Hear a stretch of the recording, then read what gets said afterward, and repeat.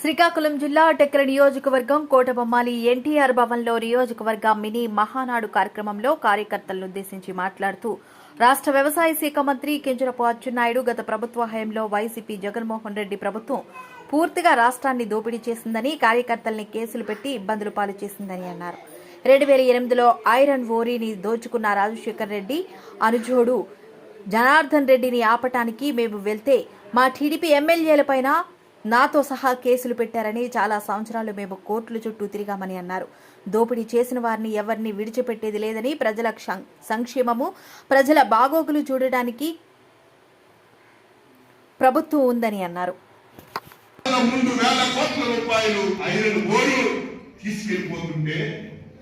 ప్రతిపక్ష పార్టీగా పోరాటం చేశాం. ఆ రోజు 40 మంది ఎమ్మెల్యేలుంటే ఆ మైన్ దగ్గరికి వెళ్ళాం. నాతో సహా 25 మంది మీద కేసులు పెట్టారు.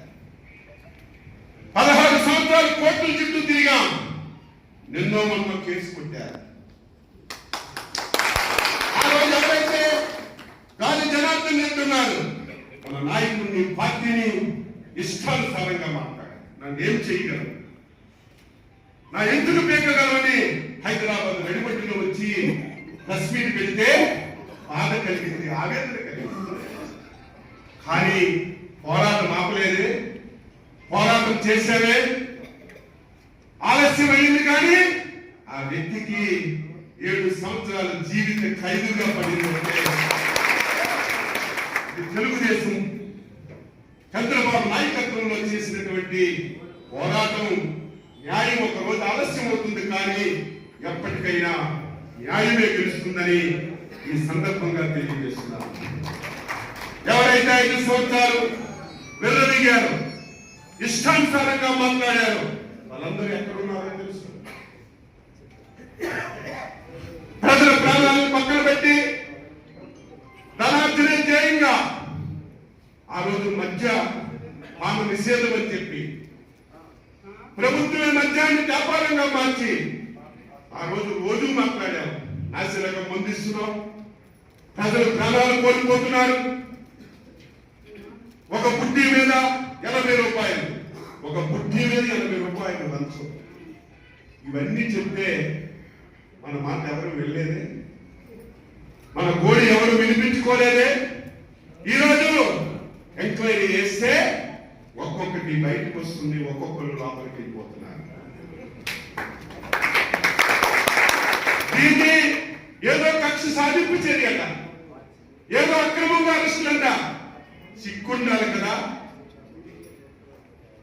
సిగ్గు లేకుండా, ఎక్కువ లేకుండా మాట్లాడుతున్నారు. తెలుగుదేశం పార్టీ కక్ష తీర్చుకోవాలంటే, తెలుగుదేశం పార్టీ అక్రమంగా కేసులు పెట్టుకుని పెట్టాలంటే ఒక్క వైసీపీ వాడు కూడా బయటకు తిరిగే అన్ని తప్పులు చేశారు. అయినా సరే ఒక మంచి క్రమశిక్షణ పార్టీగా చట్టం తన పని తాను చేసుకుపోతుంది అని ఆలోచనతోనే ఈ కార్యక్రమాలన్నీ చేస్తున్నామని ఈ సందర్భంగా తెలియజేస్తున్నాం. నియోజకవర్గం బ్రహ్మాండంగా సభ్యత్వాలు చేసుకున్నాం, కేఎస్ఎస్ వేసాం, బూత్ కమిటీలు వేసాం, గ్రామ కమిటీలు వేస్తున్నాం. రేపు అబ్జర్వర్స్ వచ్చి మండల కమిటీలు కూడా వేసుకుంటాం. సమర్థవంతమైనటువంటి పార్టీగా ఈ పార్టీని ముందుకు తీసుకెళ్దామని ఈ సందర్భంగా తెలియజేస్తున్నాను. నేను కూడా నిరంతరం అందుబాటులో ఉండేవాళ్ళు, కష్టం వచ్చినా, ఇబ్బంది వచ్చినా అనుక్షణం మీతోనే ఉండేవాళ్ళు. కానీ గత 5 సంవత్సరాలు క్లిష్టమైన పరిస్థితిలో, కార్యకర్త బయటకు వచ్చి మాట్లాడలేనటువంటి పరిస్థితిలో చంద్రబాబు నాయుడు గారు లోకేష్ తీసుకొచ్చిన అందరికీ కారణం ప్రాణ సమానమైనటువంటి కార్యకర్తలు. అధికారం వచ్చాం, మళ్ళీ గురుతరమైనటువంటి బాధ్యత ఇచ్చారు. నా పోర్ట్ఫోలియో గురించి చెప్పవలసిన అవసరం లేదు. 64% మంది జనాభా ఆధారపడుతున్నటువంటి పోర్ట్ఫోలియో. దీనికి తోడు 2 జిల్లాల ఇన్ఛార్జిగా ఉన్నాం. ఈ రాష్ట్రంలో ఉన్నటువంటి సీనియర్లలో ఒకరిద్దరిలో మనం ఒకరు అందరూ మన దగ్గరికి వస్తారు. అయినా సరే కార్యకర్తలు ఎప్పుడు విస్మరించాం. కార్యకర్తలు ఎప్పుడూ ఇగ్నోర్ చెయ్యం. ఇది ఎర్రనాయుడు గారు నేర్పినటువంటి విద్య అని చెప్పి మీ అందరికీ తెలియజేస్తున్నారు. అర్ధరాత్రి ఫోన్ చేసినా, ఏ సమస్య చెప్పినా పరిష్కరించే కార్యక్రమాన్ని, మళ్ళీ మీకు సమాచారం ఇచ్చే విధానాన్ని కొనసాగిస్తున్నాం. భవిష్యత్తులో ఇంకా దగ్గరగా మీ సమస్యలు విని, ఇంకా గ్రామాల్లో ఏమనుకుంటున్నారో కూలంకుషంగా చర్చించుకొని ఇంకా ముందుకెళ్లాలని చెప్పి ప్రయత్నం చేస్తున్నాం. బ్రహ్మాండంగా ఆఫీస్ కట్టుకున్నాం. నెంబర్లో కూడా ఒక ఆఫీస్ కడుతున్నాం. రేపు మహానాడు తర్వాత మీరు కూడా నాకు సహకరించాలి. మండలాల వారీగా ఒక రోజు ఒక పోటీ కూర్చుంటాను. అందరితో డిస్కస్ చేస్తాను. ఓపెన్ మైండ్ తో మాట్లాడమంటాను. నా తప్పేంటి, నేను ఇంకా ఏం చేయాలి, గ్రామాల్లో ఇంకా మనం ఏం చేయాలి. ఇదేదో ఎలక్షన్ లో గాలిస్తే గెలవడం కాదు, లేకపోతే ఎలక్షన్ లో గెలవడం కాదు. ఎప్పుడు తెలుగుదేశం పార్టీ ఉన్నంత వరకు దానికి నేను ఒక మండలానికి ఒక టైం ఇస్తే ఆ మండలం వాళ్ళు తప్ప ఇంకొకరు రాకూడదు. ఆ సహకారాన్ని మీరు అందించాలి. ఇంకొక స్టెప్ ముందుకేసి కొన్ని గ్రామాల్లో చిన్న చిన్న ప్రపంచాలు ఉన్నాయి. మనలో మనకే భేదాభిప్రాయాలు ఉన్నాయి. సపరేట్గా అటువంటి పంచాయతీలు కూడా నేను పిలుచుకొని, అందుకే నిమ్మాడులో కూడా పూర్తి సౌకర్యాలతో ఆఫీస్ పడుతున్నాం. అది కూడా ఈ నెల నుంచి ప్రారంభిస్తానని మీ అందరికీ సందర్భంగా తెలియజేస్తున్నాను. అభివృద్ధి గురించి మీరెవరూ చెప్పవలసిన అవసరం లేదు. నాకున్న భయం ఒకటి, ఉద్యోగాలు కల్పించడం. రెండవది, వ్యక్తిగత పనులు కార్యకర్తలు అడుగుతారు. నేను దేవుడు కాదు, కానీ దేవుడి కంటే ఎక్కువగా ఆ సమస్య పరిష్కరించడానికి నా శక్తిని వృత్తిని వచ్చి,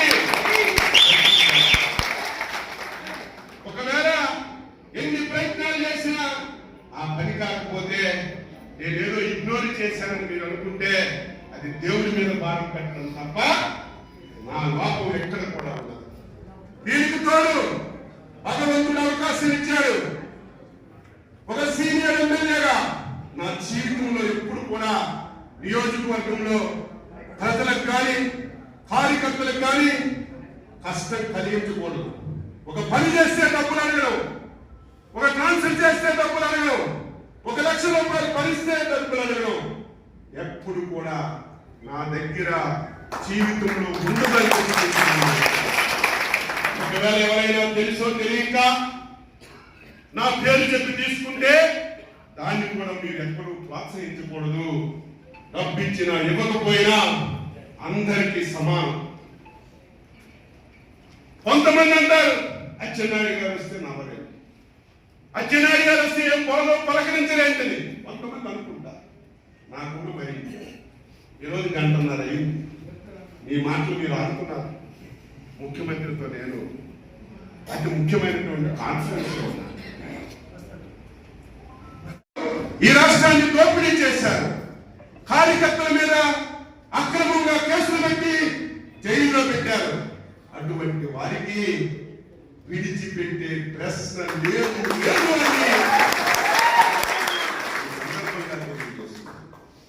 ఒకరోజు ఆలస్యం అవ్వచ్చు న్యాయం, ఒకరోజు ఇబ్బంది పడవచ్చు న్యాయం, కానీ చివరికి తెలిసేదే న్యాయం అని చెప్పి మీ అందరికీ తెలియజేస్తున్నాను.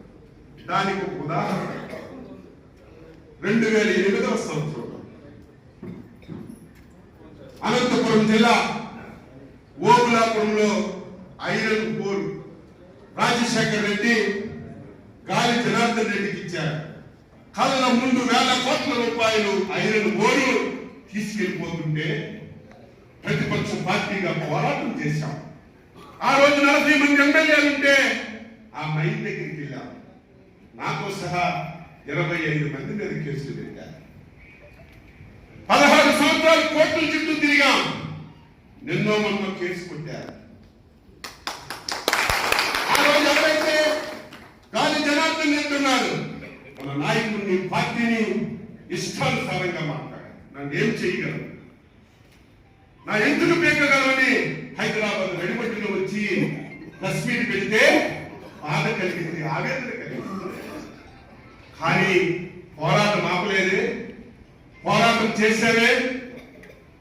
ఆలస్యం అయింది కానీ ఆ వ్యక్తికి 7 సంవత్సరాల జీవిత ఖైదుగా పడిందంటే తెలుగుదేశం చంద్రబాబు నాయకత్వంలో చేసినటువంటి పోరాటం. న్యాయం ఒక రోజు ఆలస్యం అవుతుంది కానీ ఎప్పటికైనా న్యాయమే